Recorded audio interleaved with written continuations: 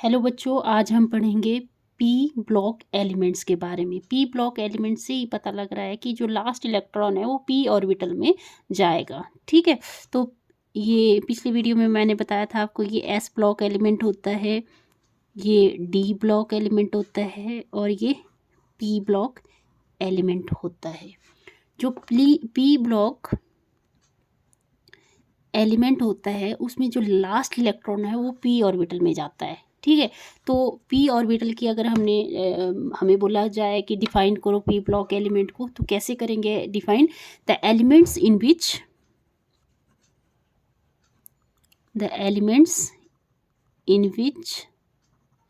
The last electron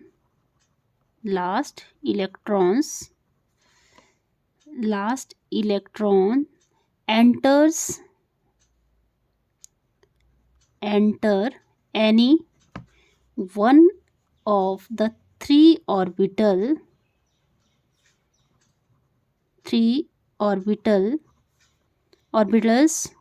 of their respective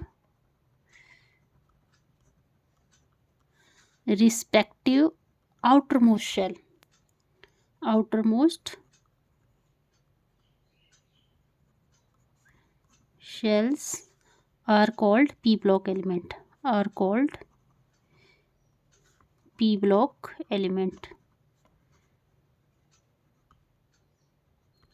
ठीक है, तो लग गया पता आपको कि कैसे डिफाइन करना है एलिमेंट, जिसमें जो आपको पता है पी ऑर्बिटल में, पी जो शेल है, पी शेल में कितने ऑर्बिटल होते हैं? 3 ऑर्बिटल होते हैं, p x, p y, p z. ठीक है, तो क्या बोला है? Element in which last electron enters any one of the 3 orbital of their respective outermost shell are called p block element. जो एलिमेंट है वो जो लास्ट इलेक्ट्रॉन है एलिमेंट का, वो किस में जाएगा? पी ब्लॉक एलिमेंट में जाएगा। ठीक है, तो ये हो गया पी ब्लॉक एलिमेंट के बारे में। अब हमें पता होना चाहिए जो ये पी ब्लॉक एलिमेंट है ये बिल्कुल किस साइड को है। यहाँ ये राइट साइड को है, ये लेफ्ट साइड को है और ये राइट साइड को है। बिल्कुल राइट साइड को जो पी ब्लॉक एलिमेंट बना हुआ है, इसमें कहाँ से कहाँ तक ग्रुप आते हैं एलिमेंट के? 13 to 18। ठीक है, 13 से लेके 18 तक जितने भी ग्रुप है वो इसमें आएंगे। तो जैसे 13 ग्रुप का हमें पता भी होना चाहिए, चलो हम ऐसे पढ़ लेते हैं इसको, थोड़ा आपको इलेक्ट्रॉनिक कॉन्फ़िगरेशन और इसको लर्न करने का तरीका भी पता लग जाएगा। जो जैसे 13 ग्रुप है वो उसको हम कैसे लिखेंगे? भोला, आलसी, गया, इंडिया, थाईलैंड। ठीक है, भोला, आलसी, गया, India, Thailand. Boron, aluminium, gallium, indium और थेलियम। ठीक है, तो ये हो गया आपका 13th ग्रुप। फिर 14th ग्रुप में क्या आ जाएगा? कब सुनोगे गीत सुनाओगे पंजाबी में। ठीक है, कब सुनोगे गीत सुनाओगे पंजाबी में। कब मतलब कार्बन, सिलिकॉन, जर्मेनियम, टिन और लेड। ठीक है, पीबी से डिनोट करते हैं लेड को, याद रखना ये पीबी से किसको डिनोट करते हैं? लेड को। तो ये 14th ग्रुप आ गया। उसके बाद 15th ग्रुप में आ जाएगा न्यूज़ पेपर आज सब बिकेगा। ठीक है, न्यूज़पेपर आज सब बिकेगा मतलब नाइट्रोजन, फॉस्फोरस, आर्सेनिक, एंटीमनी और विस्मत। एंटीमनी को भी याद रखना है, एसपी से डिनोट करते हैं इसको, एंटीमनी को। ठीक है, एसपी। फिर आ गया 16th ग्रुप जिसको हम कैलकुलोजन, अब क्वेश्चन भी पूछा जाता है जो 16 ग्रुप है उसको क्या बोलते हैं, तो इसको कैलकुलोजन ग्रुप भी बोलते हैं, या और फॉर्मिंग, और को फॉर्म करता है ये। ठीक है, तो क्या है ये? उस उससे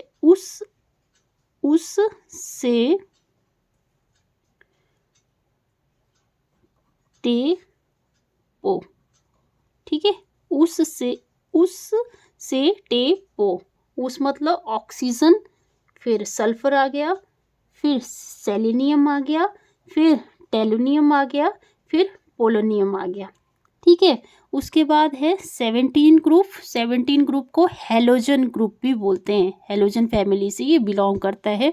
ये क्या है, सॉल्ट प्रोड्यूसर भी बोलते हैं हेलोजन ग्रुप को, और क्या बोलते हैं, सॉल्ट प्रोड्यूसर। तो ये आ जाएगा फूलों, कलियों, बहारों, इंडिया आओ, फ्लोरीन, क्लोरीन, ब्रोमीन, आयोडीन और एस्टेटाइन, ठीक है। फिर है 18 ग्रुप, ठीक है। 18 ग्रुप में क्या आ जाएगा, हीना ने औरंगजेब का एक्सरे रंगा, ठीक है। हीना ने औरंगजेब का एक्सरे रंगा। तो He मतलब helium, neon, argon, krypton, xenon और रेडॉन, ठीक है। आई होप आपको ये समझ आया होगा, और इसका पता भी होना चाहिए आपको।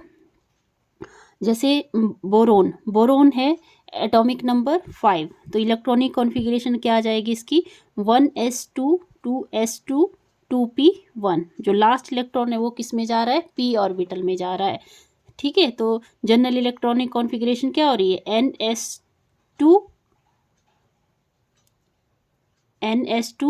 np1, ठीक है। इसके लिए इलेक्ट्रॉनिक कॉन्फ़िगरेशन ये होगी।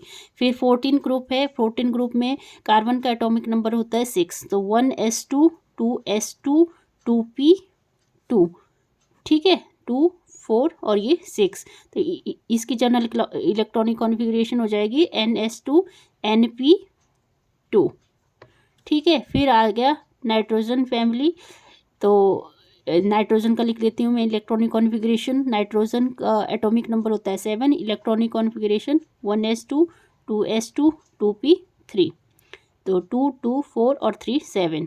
तो आउटर मोस्ट शेल में p ऑर्बिटल में जा रहा है, और इलेक्ट्रॉनिक कॉन्फ़िगरेशन हो जाएगी ns2 np3। फिर ऑक्सीजन फैमिली, जिसको हम क्या बोलते हैं, कैल्क्लोजन फैमिली भी बोलते हैं और फॉर्मिंग भी बोलते हैं। तो इसकी इलेक्ट्रॉनिक ऑक्सीजन का एटॉमिक नंबर होता है 8, 1s2 2s2 2p4, और जनरल इलेक्ट्रॉनिक कॉन्फ़िगरेशन क्या आ जाएगी, ns2 np4। फिर आगे फ्लोरीन, क्लोरीन, ब्रोमीन, आयोडीन, मतलब 17 ग्रुप, जिसको हम क्या बोलते हैं, हेलोजन फैमिली।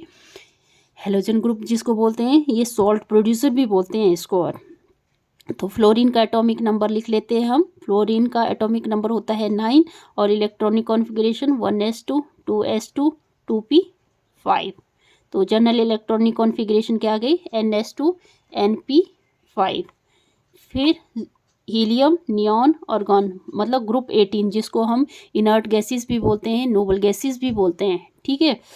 तो जैसे हीलियम का एटॉमिक नंबर तो होता है 2, 1s2, बट यहाँ नियॉन से स्टार्ट करते हैं। इसमें नियॉन का इलेक्ट्रॉनिक कॉन्फ़िगरेशन, क्योंकि ये ग्रुप फर्स्ट में आ जाता है और ये ग्रुप सेकंड में स्टार्ट होता है नियॉन। तो नियॉन का जो इलेक्ट्रॉनिक कॉन्फ़िगरेशन है, नियॉन का एटॉमिक नंबर होता है 10, और इलेक्ट्रॉनिक कॉन्फ़िगरेशन आ जाएगी 1s2 2s2 2p6, ठीक है, 2 2 4 और 4 और 6 10, ठीक है। तो इसकी जनरल इलेक्ट्रॉनिक कॉन्फ़िगरेशन क्या आ जाएगी, ns2 np6, ठीक है। और हमें पूरे की जनरल इलेक्ट्रॉनिक कॉन्फ़िगरेशन लिखनी हो तो कैसे लिखेंगे, ns2 np1 to 6, ठीक है। General electronic configuration for p block element के लिए क्या लिखेंगे, ns2 np1 to 6, ओके।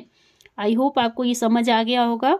और थोड़ा सा इसके बारे में बता देती हूँ मैं, जैसे s ब्लॉक एलिमेंट और अगर हम जो ये पी ब्लॉक एलिमेंट, ये एस और पी ब्लॉक एलिमेंट को मिला के इसको बोलते हैं रिप्रेजेंटेटिव एलिमेंट्स भी बोलते हैं।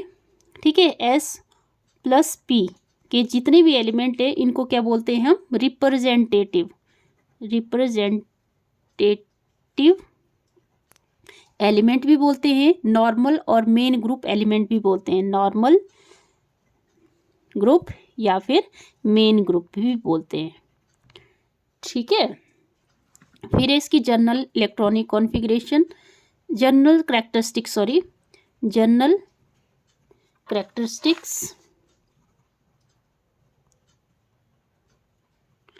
तो फर्स्ट जनरल कैरेक्टरिस्टिक्स तो यही है कि जैसे हमें पता है, मैंने पहले भी बता दिया आपको, जो एस ब्लॉक एलिमेंट है वो जनरली क्या होता है, मेटालिक करेक्टर का होता है। और जो पी ब्लॉक में जो मैक्सिमम, मतलब अगर हम यहाँ से यहाँ को मूव करते हैं, लेफ़्ट टू राइट को मूव करते हैं पीरियड में, तो जो मेटालिक करेक्टर है वो क्या होता रहता है, डिक्रीज होता रहता है। तो पी ब्लॉक में जो जितने भी मैक्सिमम एलिमेंट है वो नॉन मेटल्स हैं। ठीक है, नॉन मेटल्स हैं। और हमें पता है, हमने 10th क्लास में भी पढ़ा है ये, कि अगर हम ग्रुप में मतलब टॉप टू बॉटम चलते हैं तो मेटालिक करेक्टर इंक्रीज होता है। ठीक है, तो ये पता लग गया आपको, तो मैं लिख दूँ इसको। मतलब जो पी ब्लॉक एलिमेंट है, पी ब्लॉक एलिमेंट्स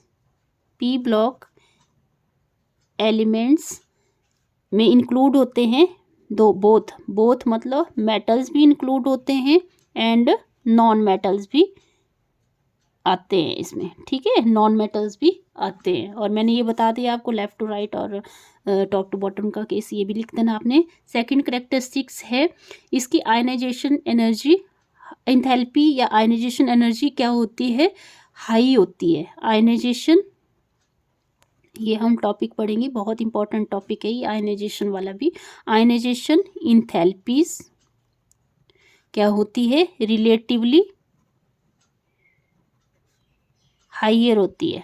ठीक है, as compare to those of s block element, as compare to s block element. फिर थर्ड आ जाएगा, ये मोस्टली क्या फॉर्म करते हैं, कोवेलेंट कंपाउंड फॉर्म करते हैं। जो पी ब्लॉक एलिमेंट, ये बहुत इंपॉर्टेंट है आपके लिए, ये क्या है, जो पी ब्लॉक एलिमेंट है, पी ब्लॉक एलिमेंट क्या फॉर्म करते हैं, मैक्सिमम कोवेलेंट कंपाउंड्स फॉर्म करते हैं। एस ब्लॉक के element maximum ionic compound form करते हैं, कोवेलेंट कंपाउंड्स फॉर्म करते हैं। और ये जो पी ब्लॉक एलिमेंट है इसमें जो ऑक्सीडेशन स्टेट है वो एक से ज़्यादा हो सकती है, वेरिएबल ऑक्सीडेशन शो करते हैं ये। सम ऑफ देम, मतलब कुछ एलिमेंट तो ऐसे हैं, some of element show more than one oxidation state in their compound. ठीक है, और नेक्स्ट जो इसकी करेक्टरिस्टिक है ये है कि जो ऑक्सीडाइजिंग करेक्टर जो है वो बढ़ता जाता है left to right in a period, and reducing character increases from top to group. मतलब अगर हम लेफ़्ट से राइट की तरफ मूव करते हैं तो क्या होता है, ऑक्सीडाइजिंग करेक्टर बढ़ता है। अगर टॉप से बॉटम की तरफ मूव करते हैं तो रिड्यूसिंग करेक्टर बढ़ता है। ये मैंने रिड्यूसिंग करेक्टर के बारे में बता दिया। जैसे सोडियम का बताया था मैंने कि सोडियम जब एक इलेक्ट्रॉन लूज करता है तो Na पॉजिटिव बनता है। ठीक है, तो उस तरह से ये लिख लो, ये oxidising character increasing,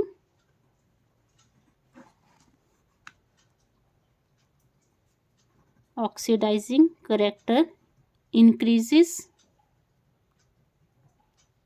increases from left to right in a period, and reducing character